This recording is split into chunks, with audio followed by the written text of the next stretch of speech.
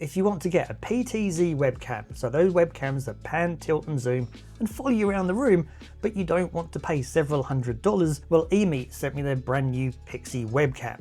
This is the cheapest PTZ webcam I've ever tested, and it's got some great features. It's also got a few quirks though, so we're going to go through all that.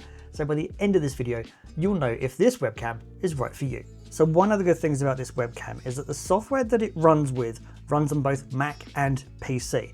Now, I have seen a lot of webcams that only work on one or the other, so it's good to have software that works on both.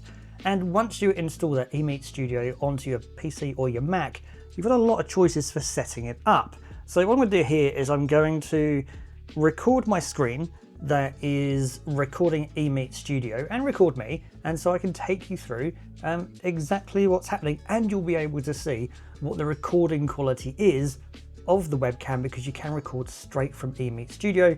You could also plug it into OBS. You could even use it for creating YouTube videos like this. So now I'm recording OBS and I'm recording in this as well. So you can see the difference in the color and the clarity between my main camera here is the Sony FX30, and it's recording in 10-bit 422, so it's a pretty good picture, although my color grading probably needs a bit of work.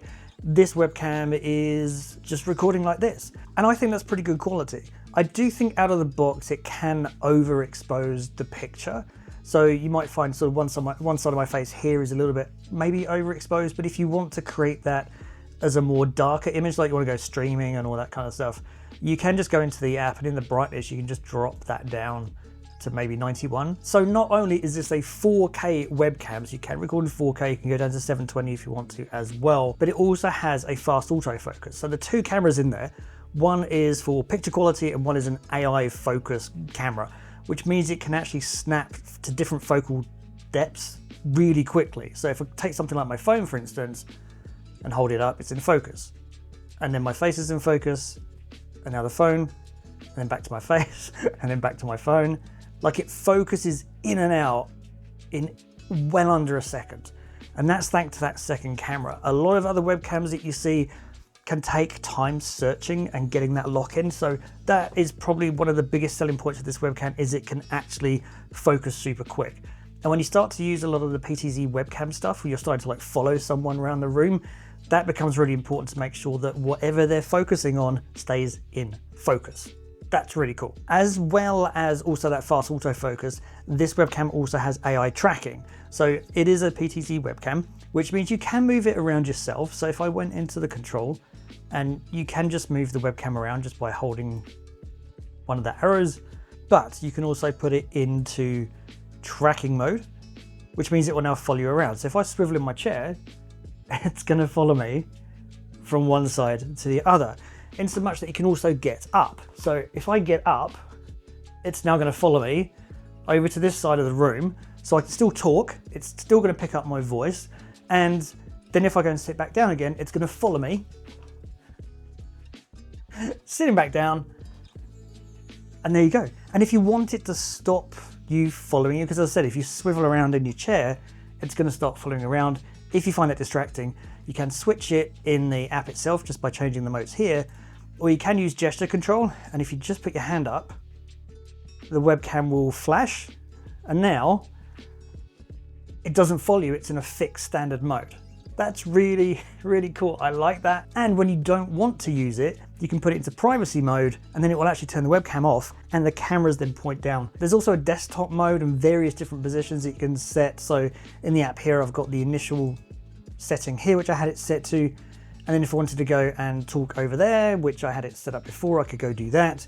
Plus you can have it facing straight down on your desk. So if you've got something like you're doing a product review, I may do a few of those, and you're trying to show people a speaker, and this is actually the JBL Charge 6, you can do that. And then when you've finished with that, you can then go press a button, take it back to your main screen. It's amazing how versatile a PTZ webcam is over a standard webcam. You can just use it for so many more things. Plus, not only does this webcam come with a little monitor mount, which is where it's sitting on top of my monitor at the moment, but there's actually a 1/4 inch thread underneath. So you could put it on top of a tripod, for instance, and just use that as my main camera. And you can also go into this EMEET Studio app. You can set up different scenes. and then you can add different cameras to your scene. So you could have a few of these dotted around your room as like your A camera and your B camera.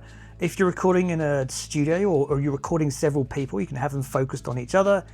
And it's a really cheap way of just getting like a podcast set up. It's amazing how much cheaper PTZ webcams are getting compared to how expensive they used to be when they first came out. Now, you don't have to stick with the quality of the picture here. If you've got this streaming into various other tools like OBS, you could probably change it, or you can change it in those tools. You can also change it into EMEET Studio as well. So we've looked at the brightness already. Contrast you can change.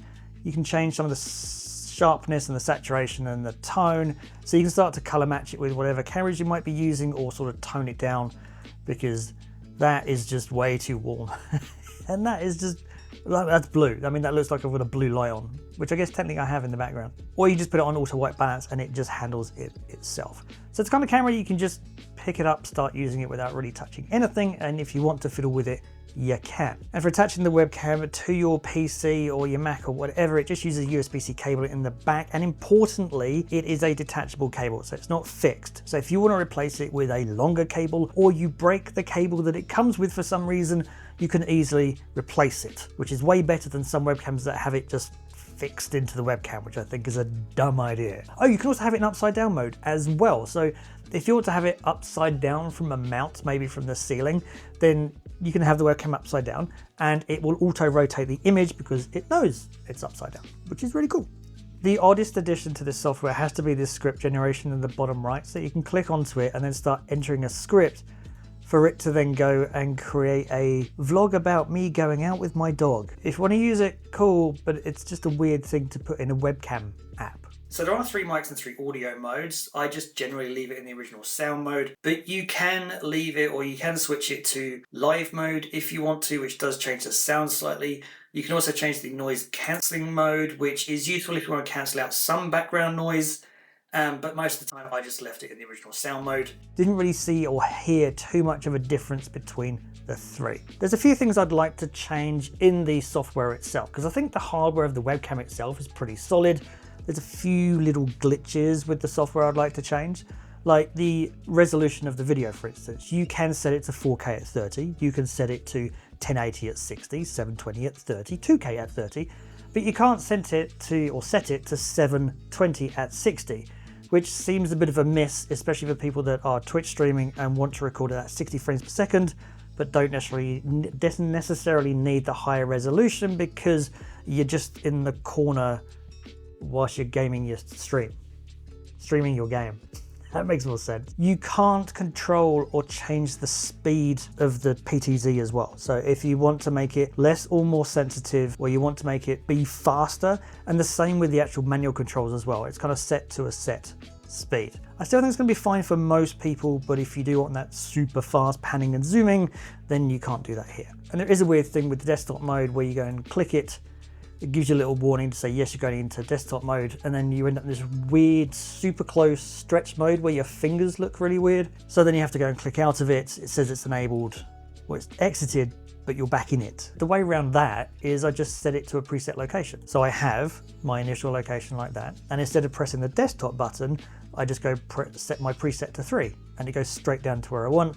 And then I just click on my initial location, it goes back up to my main screen. So there's works around for lots of this. So at the end of the day, I think this is a really good webcam for the price. I mean, it records in up to 4K. It's a PTZ webcam as well, and it only costs $136 at the moment on Amazon and EMEET's own website. If you compared it against something like the Insta360 Link 2, well, their retail price is $200. It does offer a few more features, but it's also more expensive. So if you don't want to spend too much money, this is a great option. So I will leave some purchase links to it in the description down below so you can go check it out for yourself. And if you want to check out some more PC accessory hardware must-buys, then be sure to check out the link up here. Thanks for watching, as always. See you in the next one.